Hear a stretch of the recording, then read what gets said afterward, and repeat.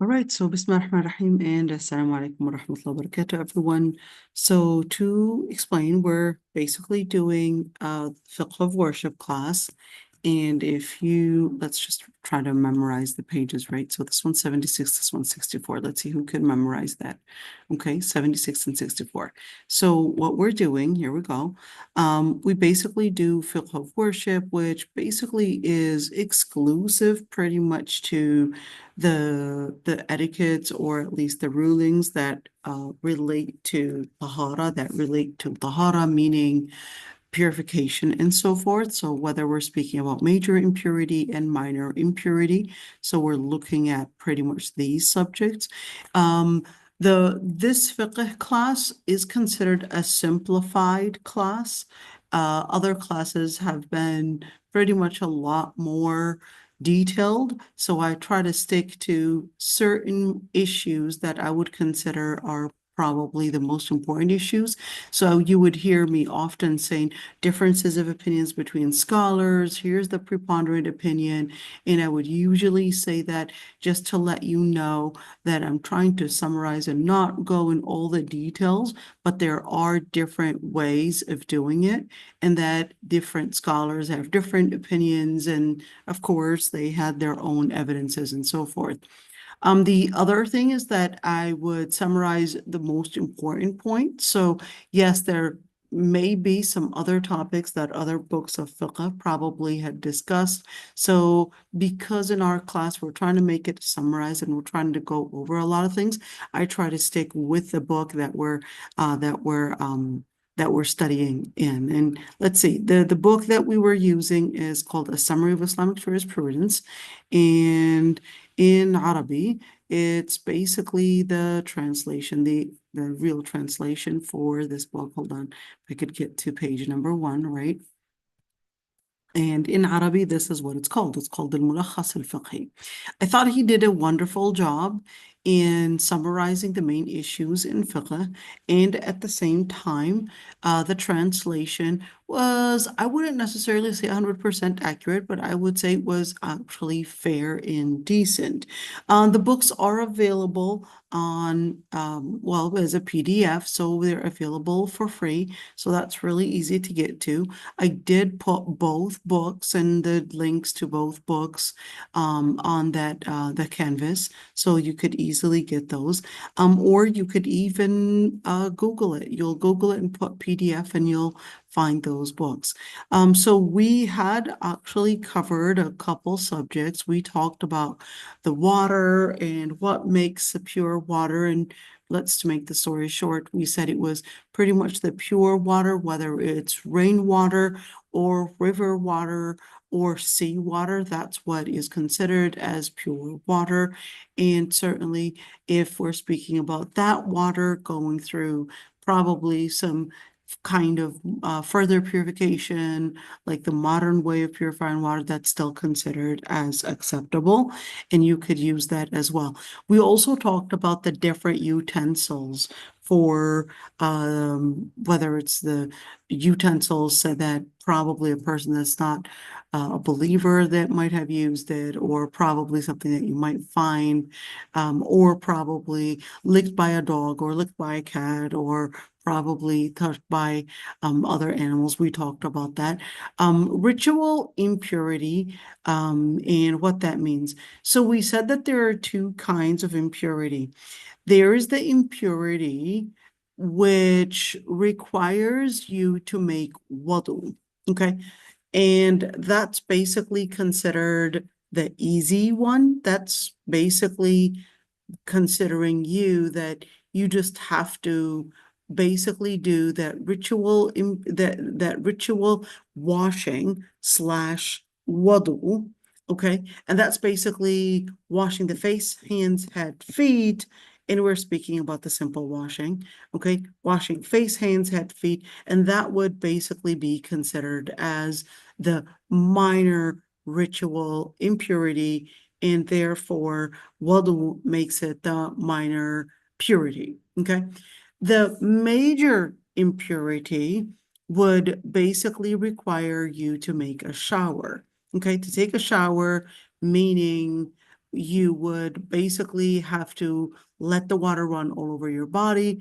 And then scholars had differences of opinions whether you have to unbraid your hair, especially for the sisters of color. Okay, so that's the major impurity. So when is a major impurity? So a major impurity would be after one, probably having sexual relations or reaching the climax, regardless of what reason, whether that was a wet dream or self-stimulation or any other form of stimulation, halal or haram relations. At the end, it's basically if the body had reached the climax, that would require the ritual bath. Okay, the ritual bath is basically called ghusl. We're going to talk about how we're going to do it today, inshallah. And what requires it is number one, that state of janaba, two, finishing the period or finishing a postpartum or ending a postpartum. So those are the three that scholars had agreed upon, and differences of opinions whether you have to make a ritual bath after you become Muslim. Okay, and that doesn't mean baptism. That just means a ritual bath, basically in your own bathroom, just making a shower. They had differences of opinions on that, differences of opinions on other reasons. So we'll just make the story short. Okay. We also talked about the etiquettes of answering the call of nature, that is going to the bathroom.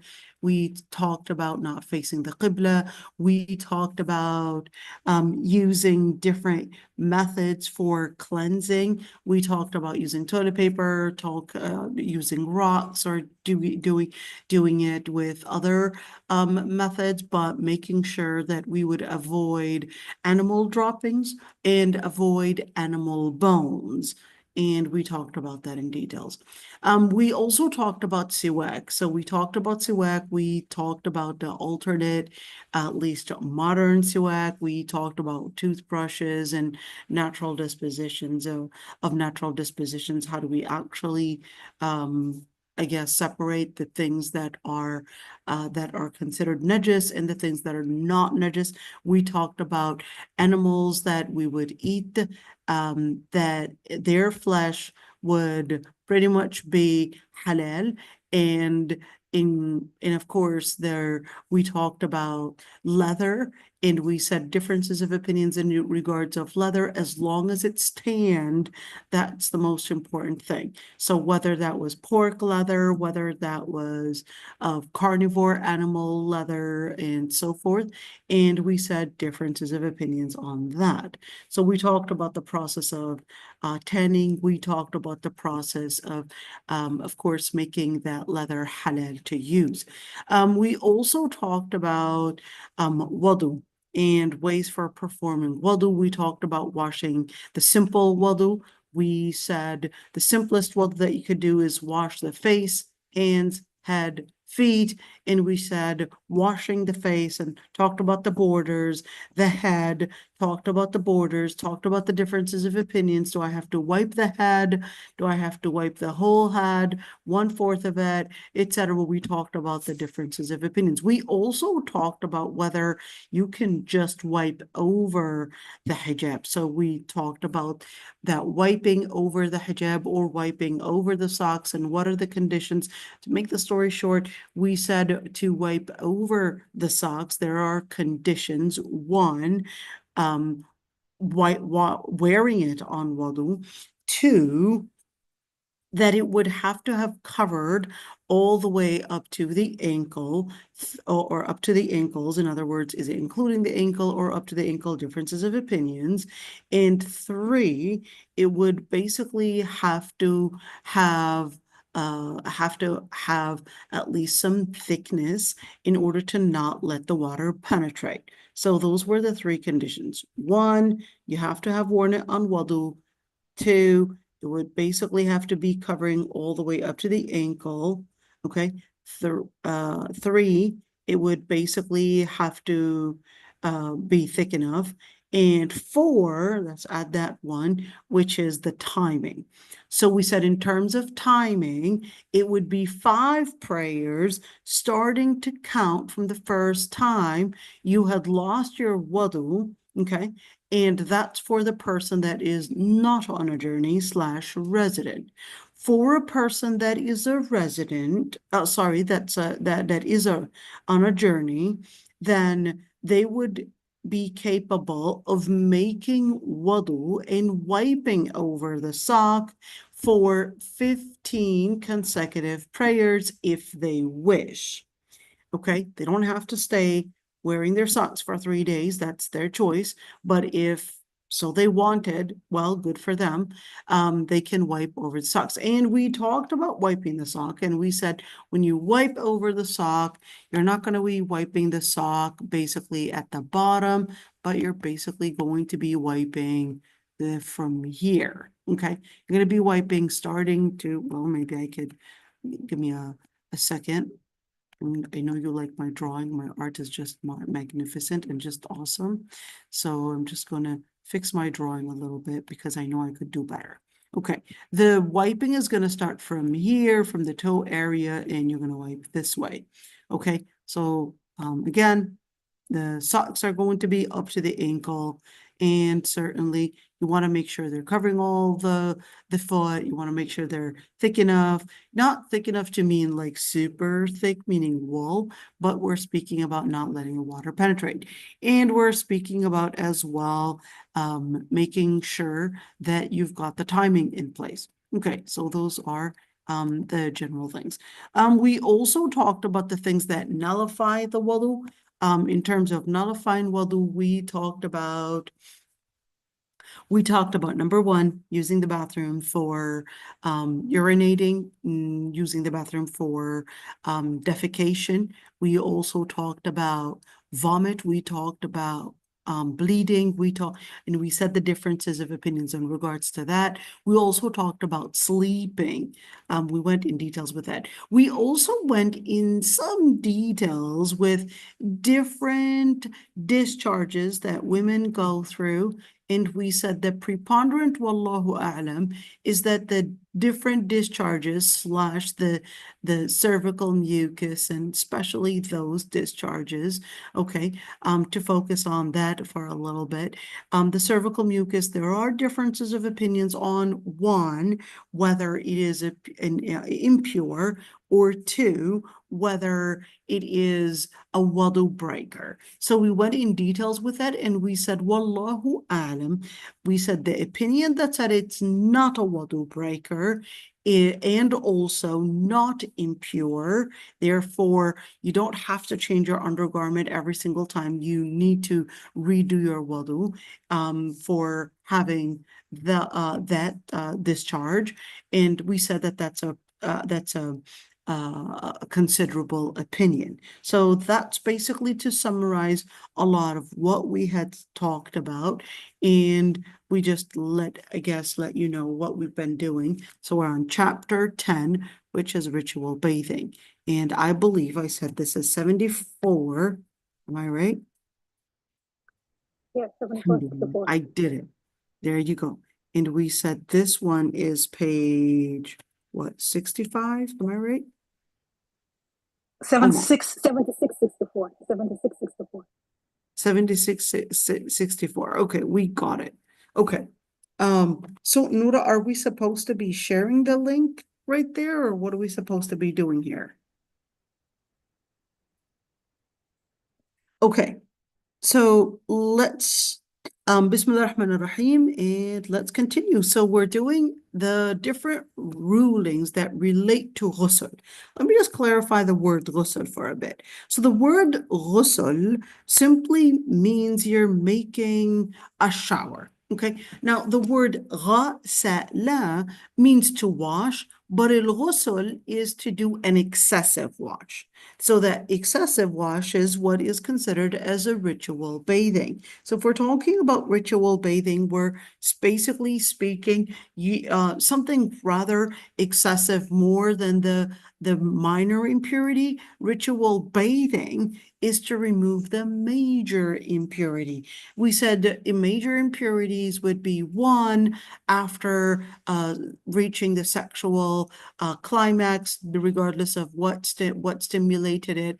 And we're speaking about the climax. We're not talking about the beginning of arousal. We're speaking about reaching the complete arousal. Okay, and that whether it's male or female, that would basically require a ritual bathing. That would mean that they are in a state of what is called janaba. Let me write that down for you so you could remember it.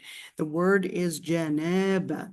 Okay, that janaba is basically what I was describing. Okay, and the situation that they would be in is called a major impurity.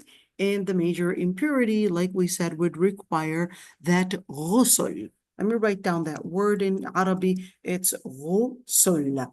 Ghusl. You could see in Arabic, ghusl right there. So that ghusl is what basically, where did we get that from? So we got that from this ayah.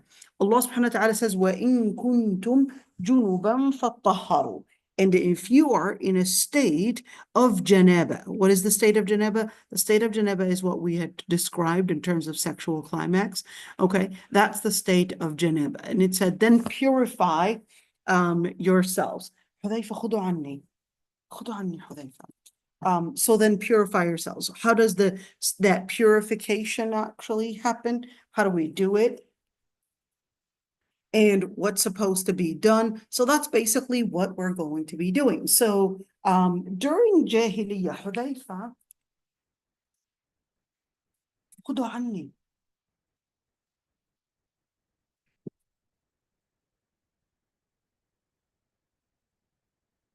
عني. So,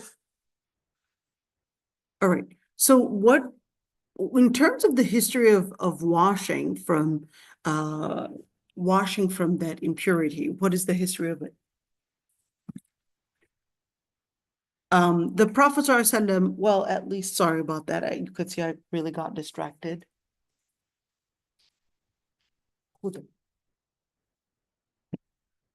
So washing and showering was actually something that the Arab used to do during Jahiliyyah as well. So where did they get the whole idea from? They got the idea from the Prophet Ibrahim alayhi salam. So it traces all the way back to Prophet Ibrahim alayhi salam. So this isn't something new. All right, so this was something that they had learned all the way from Prophet Ibrahim alayhi salam, from the prophets. And let's start with, sorry about that, you could see I'm getting distracted right there. Okay, so what are the things that require ghusl? Number one, we're speaking about khuruj al-mani. So we're speaking about ejaculation. In other words, the major stimulant, whether we're speaking about man or woman, whether they were in a state of being asleep or awake. So whether in a state of asleep or awake, at the end, reaching the climax, in a case, of course, of a person being awake, if we're speaking about certainly in a state of a person fasting, then if we're speaking about penetration, that would require making it up for 60 days. But if we're speaking about reaching the climax for, let's say, personal stimulation, etc., that would require 1 day of makeup. And it's certainly a major sin if the person basically had done it during Ramadan, or at least during the day of Ramadan. Okay, and I'll just make the story short right there. Okay, so that would require ghusl. So whether the person had done it during awake or during asleep. And of course, when it happens, in other words, if the person had reached the climax while they are asleep, that is what is called a wet dream, which basically would require ghusl when they wake up, of course, because they had simply reached the climax.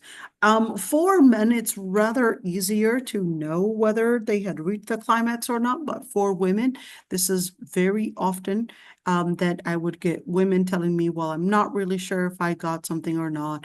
So in the end, just to mention that scholars had differences of opinions on what actually proves for the woman if she had reached the climax or not, because of course you may not always witness the actual discharges that mark the major impurity right there, and therefore they had differences of opinions. Is it enough to just remember a dream, or does she have to actually see the actual discharges? The other part is basically the starting of penetration. So it doesn't have to be complete. Even if it is the beginning of that penetration, that would require ghusl, that would require a complete shower. What is the evidence? The Prophet ﷺ in this hadith, إذا جلس بين شعبها الأربع ثم مس الختان والختان فقد وجب الغسل. The Prophet ﷺ, when anyone sits amidst four parts of the woman in this, basically the genitalia and the other parts, a ritual bath becomes obligatory for both. Okay, so whether we're speaking about the beginning of a penetration or whether we're speaking about a complete penetration, that would actually require ghusl. Okay, let's see. The other part, which right there said embracing Islam, when a disbeliever embraces Islam. So here's the thing. Scholars actually had differences of opinions because there were times where the Prophet ﷺ had ordered them to take a shower, and there were times the Prophet ﷺ did not order them to take a shower. So that's why some scholars had actually said that it was liked and not necessarily obligatory, meaning it depends on the situation. Okay. The other part, which is number 4, part of the things that require the ritual bathing is basically death. Well, certainly we would be the ones to give the person that ritual bathing, which basically is when a person is dying. And in a situation when a person, of course, dies, sometimes I would say they would probably make it a lot more complex than what it really requires. It's pretty simple. If you're talking about a dead person, it's pretty simple. You're pretty much the simple way is really just washing the body. It's just that simple, as if you're giving that ritual bath, and that's basically it. Now, the extra things of using kafur, or probably using the ghusl and using probably hanut and all of that, that's extra. All right, that's a sunnah. And if a person does not have those substances, then that's simply a sunnah, meaning that it's recommended and not necessarily obligatory. Is shrouding obligatory? Yes, shrouding is obligatory unless the person is a hajj or a shaheed, unless the person was in a pilgrimage or a person was a martyr. Those are the only ones that do not get shrouded, but the rest do get shrouded. Okay, so that's basically just to, of course, we would I have a actually have this. question. Yep. Why do you not shroud a martyr? Why do we not shroud the martyr? So Yeah. there are differences of opinions on why not shroud the martyr. Number 1 is that the malaika would be the ones to shroud them. That's one opinion. Number 2 is that it's something that they would want to go in the clothes that they had basically fought in. So it's like, I'm coming in with the bare clothes, with the bare state that I was in this blessed moment. So it's kind of like coming in with your the work, the clothes. It's the clothes that you, and who's the martyr? We're not talking about the martyr that probably drowned or so. No, we're talking about a martyr that was in the military. Okay. Oh, okay, military. Yeah, alhamdulillah. Okay. A What do you martyr also that mean? What do you also mean the people in Gaza who are being mercilessly killed? So the people in Gaza, those would, well, depends on which group you're talking about, but in general, we're speaking about the ones that are actually fighting. the ones that are actually fighting, the ones that are in the battle, fighting the enemy or fighting in that battle, then that's a different situation. Then those people would be considered the martyrs if killed. Are they truly martyrs? That's Allah subhanahu wa ta'ala to judge. But in general, if this is a person that is fighting the enemy, then died while fighting the enemy, then they would be martyrs. Okay, then they would not be shrouded. So that's basically the blessing, let's say the blessing that they would be, hey, I'm coming in with the same exact clothes that I was fighting for your sake in. And here I am. I'm basically not even coming in with a shroud, but I'm actually coming in with the bare clothes that I was doing my sacred duty with. Okay.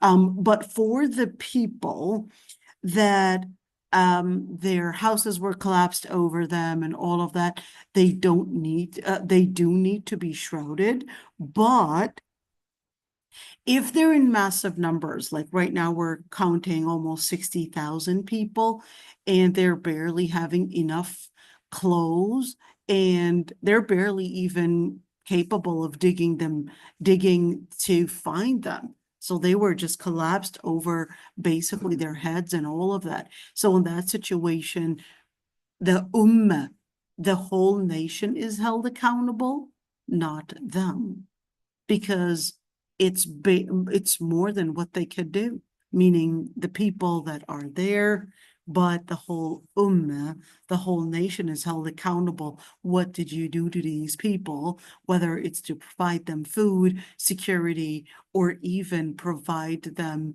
in any state or in any shape, give them the simple means of life and let alone security.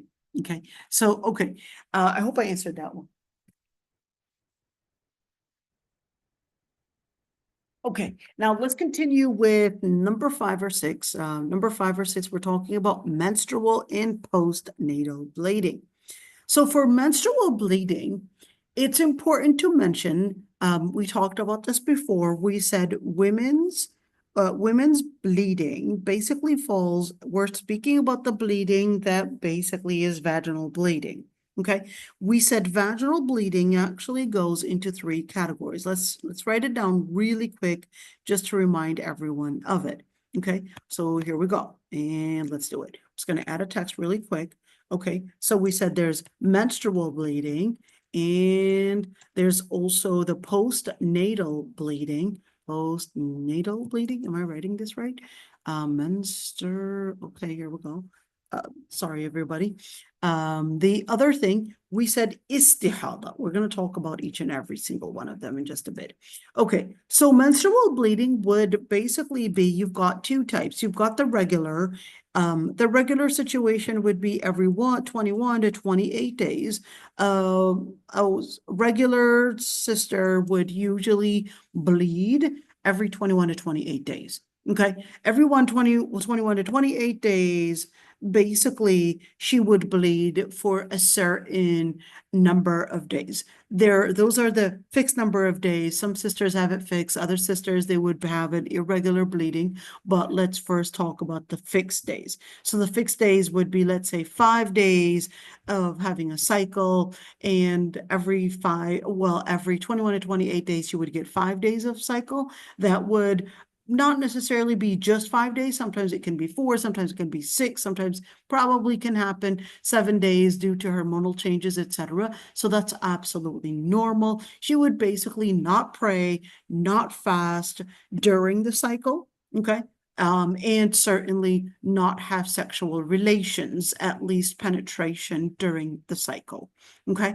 And in terms of postnatal bleeding, it basically is, if we're speaking about approximately a pregnancy of 10 weeks and above, and let's say she would get, whether it's an abortion, regardless of what the ruling is on abortion, okay, or whether had a miscarriage, or of course, we're speaking about probably a full term or probably midterm baby.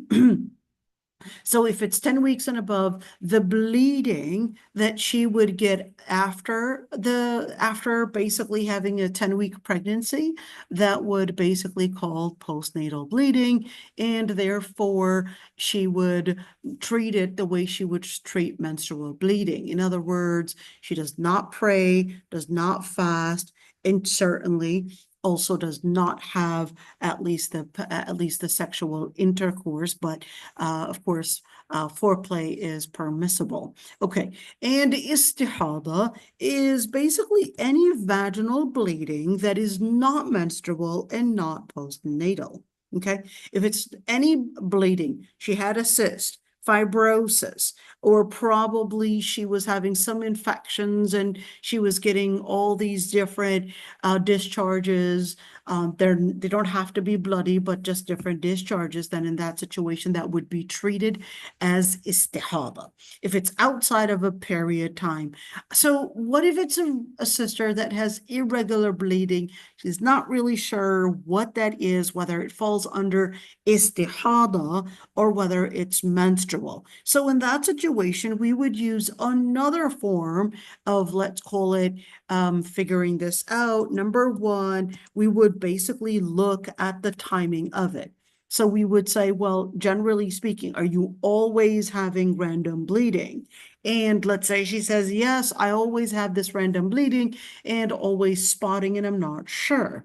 So in that situation, we would go for two. We would say, okay, so are you capable of telling when you're having a period by perhaps having the smell? You can tell a smell, a fishy-like smell, that's basically like a menstrual bleeding. Well, if it's postnatal, you would know you had a false or at least a pregnancy test that you had run, and that's how you would know what area we're talking about. Okay, but we're here speaking about differentiating between istihada and menstrual. Okay, so if there is a smell, if there's a smell, this is going to be menstrual. If there's no smell, this is most likely istihada. The other thing is basically we're looking at the structure. Sorry for being a little bit too detailed. The structure of it for menstrual, it is thick like syrup. So even when it goes into the toilet, you could see that it's really thick right there. For istihada, it basically goes and drops like a dye, and boom, it's basically right there, just I guess just blending with the water in the toilet and not going thick like menstrual. Okay, the other thing, so let's say right there, let's write thickness, and the other thing is basically the part that relates to the different symptoms that you might have. So we're speaking about maybe tenderness. You know, ladies, you know what I'm talking about, or probably we're speaking about cramping, all of that. But sometimes it can be rather tricky for sisters that might have an IUD or might have, let's say, fibrosis or other illnesses, that sometimes that cramping part might be tricky. So I wouldn't always depend on it, but I would just leave the general wording for it, and I would say just other symptoms that you would know about your body, that, oh, this is menstrual and this is not menstrual. So just a note, you could see all of that. And let's see, maybe I can make this bigger. I know there's a way. How do you do this? Okay, I know there's a way to make it bigger. Okay, well, I definitely didn't know how to. Okay, I did. Okay, let me see if I can, maybe I can give it a different place. Here we go, we did it. Okay, so those are basically the simple, I guess, breaking it down. I do have a video of almost 2 hours just going in details with all of this. This is just summarizing it. So good job. I did it in 5 minutes. That's actually excellent, summarizing a 2-hour video. Okay, let's see. So in situations of you knowing that this is menstrual bleeding, we basically would wait until the menstrual bleeding is done. That would basically require, once you say, okay, I'm done, how do I know if I'm done? You would know that you're finished with your menstrual cycle, basically, one, if there's no bleeding. So that's an easy one. Okay, if there's no bleeding. but, well, I'm not really sure. So if you were to get the white cervical mucus, well, that makes it easy. If you're getting white cervical mucus, well, that would actually be making it really easy if it's white, or let's say kind of creamy yellow, kind of like that, that would actually make it marking the end of your period. But if it's still brown, well, brown is actually differences of opinions between scholars because brown is technically old blood. Okay, so we're speaking about if you're getting white cervical mucus, well, that's an easy one to basically say that you're done. But do I have to wait for the cervical mucus? The answer is no. You usually don't actually get the white cervical mucus until almost 7 days after you're done with your period because your body is still, again, it's still going through that cycle. And it depends on your age. It depends on a number of different things, but most girls don't actually get the white cervical mucus right after their period is finished, at least if we're talking about girls 20 and older. Okay, but no bleeding is that area, whether you're wiping that area and there's no bleeding and it's basically clear white. Let's say I'm using a white napkin, it's clear white. But what if I would spot again? I'm not really sure if I'm finished or not, and I'm not really sure if I'm going to spot again.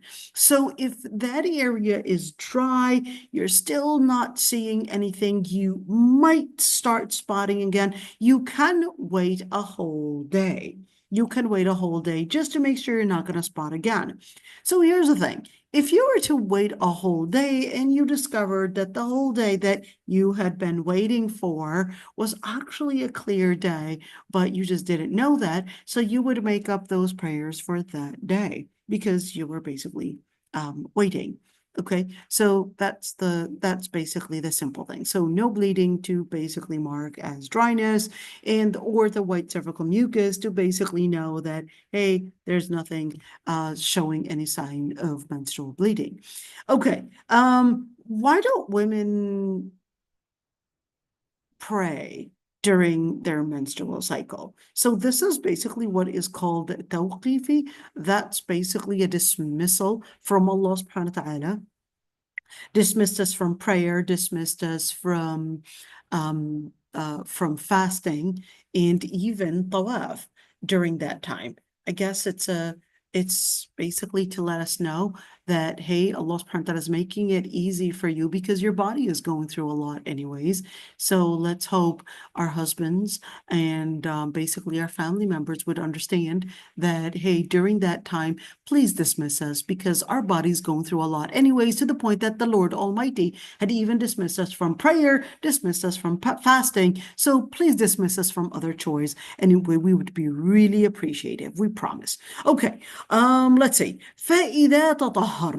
Okay. فَإِذَا تَطَهَّرْنَ would basically give us that inference to basically take a shower. And the Prophet ﷺ had basically mentioned that if a woman basically gets her period, she does not pray and does not fast. Okay. How do we do that complete showering anyways? Okay. Number one, let's just make the story short first, and then we go for the complex one.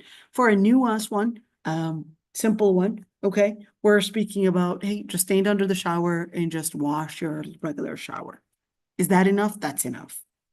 That would suffice to do for all of that? Yeah, that's it. Even if you were to just do it that simple, that should be enough. Okay, can you give me something that I would like to do the proper way the Prophet ﷺ had done it in? Sure, let's go a little bit more details. So number one, having the intention. You're not under the shower just to kind of cool down, especially if you're in Malaysia. You're definitely going to be doing that frequently. Okay, but you're basically having the intention that the reason why you're doing this is because you are removing the major impurity. Okay, so that's basically the ritual bath. Okay, number two, you wanted to go for something more rewarding, and you would basically do the tasmiyah. What is a tasmiyah? So the word tasmiyah, that's one thing I don't like about this book. I mean, I like the book, but that's one thing about this book, that sometimes, they'll use the word tasmiyah. I mean, I know they had number 5 and put it in they put it in an end note. So they said tasmiyah saying Bismillah. So they put in an end note, but I would really prefer it was a footnote. So the difference between an end note and a footnote would be at the bottom and an end note would be at the end of the chapter. Okay. All right. So the tasmiyah would basically mean to say Bismillah. So saying Bismillah, even if I'm in the shower, yes, say Bismillah. Well, what if my shower is in my bathroom? Differences of opinions, but generally you can say Bismillah. Washing one's hands thrice. So before you actually start the shower, basically washing your hands to make sure, since this is the tool you're going to be using to wash your body, make sure that this tool is actually clean because you don't want other areas getting infected. Okay. And washing your hands basically first, then you could say washing the genitals. So we're talking about washing one's genitalia and one's genitals. You're talking about basically washing the front and basically the back as well. And certainly whether it's using soap or whether it's using plain water, or probably some people like to use other substances. I mean, I don't know if that's something that is healthy to use, but I'll leave it for an OB to discuss. Performing full ablution. So what does it mean for performing full ablution? We're talking about washing the right side and washing the left side. Washing the right side first, stimulating the right. Now that's quite interesting, and I would really recommend learning more about stimulating the right side and what it has in terms of spiritual slash that spiritual effect that it has on the person's relationship with Allah subhanahu wa ta'ala. That's a different story. Okay, so performing the full ablution starting from the right side. So whether we're speaking about washing from head to toe, or whether we're speaking about going backwards, but in general, doing it from head to toe and from the right side is basically the preference. Okay, washing one's head, you're pouring the water basically, and do you have to pour a lot of water? So generally speaking, yes, but for those situations, probably the sisters didn't want to ruin their hair and basically went to the salon, didn't want to ruin her hair. And in that situation, she can actually use 3 handfuls of water. So what does it mean, 3 handful? Basically a handful, putting your palms together, you got the water on in between your palms, and 1, boom, and 2 over your head, and 3 basically handfuls of water. So that should be enough. Okay, same thing for the sisters that probably have their hair braided and so forth.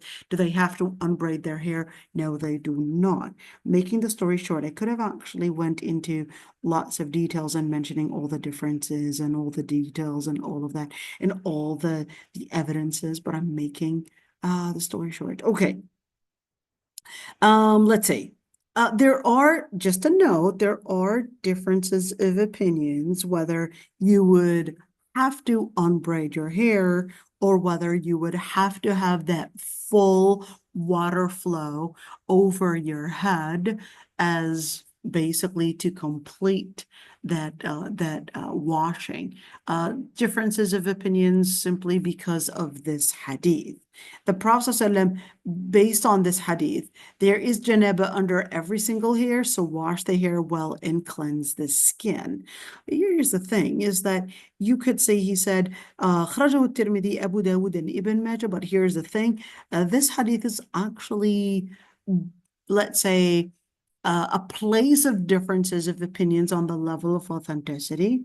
Okay, so just a note, And because scholars differed on whether this hadith is authentic or not, that's why the implication of deriving the rule would basically be a place of differences of opinions as well. So how much water am I supposed to be pouring? So the Prophet ﷺ was using approximately 1.7 gallons of water for a complete shower. So approximately that much, okay? But if you wanted to use more, just make sure you're not wasting water, okay? Just don't waste water. Do what is needed, okay? And that's basically the simple washing. Okay, let's see. In the hadith, إن الله حيي ستير يحب الحياء والستر فإذا اغتسل أحدكم فليستتر. That Allah subhanahu wa ta'ala is حيي, that Allah subhanahu wa ta'ala is modest and He likes modesty and veiling. So when any of you takes a bath, he should screen himself so as not to be seen by others. And this is basically especially for those that would go work out and basically start showering. We would know that, unfortunately, many would basically strip naked and shower in front of each other. Allah subhanahu wa ta'ala or the Prophet ﷺ had actually forbid that whether it's men or women would take showers and strip naked in front of each other. That's forbidden. In fact, even if we are to wash a dead person, we would not strip them naked, and we would actually cover them from the belly button to the knee. We would never strip even a dead person naked whatsoever. The Prophet ﷺ said, do not look at the private part of a person, whether dead or alive. Don't look at the private part of a person dead or alive. Okay, now the other thing is that al-ghusl and the ritual purity is basically a serious issue, and it's one of those things that that is a trust between the person, the Muslim, and Allah subhanahu wa ta'ala. So they would really have to understand how and when they would have to do that ritual purity and how to actually properly do it. Okay, so this is basically the end of the ghusl chapter. If there are any questions, I'd be happy to answer them, inshallah.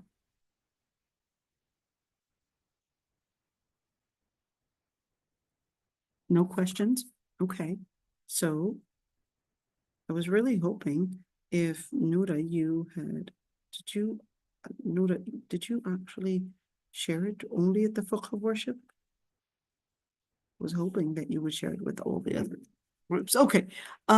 Should we take a 3-minute break or a 5-minute break and come back for the following chapter?